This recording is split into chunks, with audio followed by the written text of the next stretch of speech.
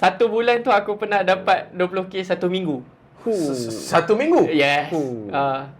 Satu minggu. Zaman tu adalah zaman Merdeka. Tahun tu tak ada lagi TTU. Masa tu top gifter adalah top gift adalah Castle. Okay, aku untuk orang yang tak faham sekarang ni kita tengah cakap pasal live. Live dia yang tadi cakap ranking kan. Ranking tu dia melalui gift lah.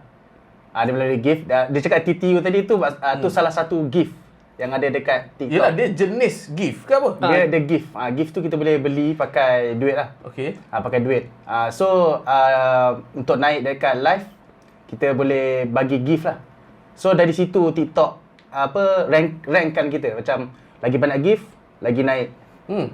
So inilah yang best waktu awal kita main TikTok dulu. Waktu Merdeka. Waktu Merdeka best kan.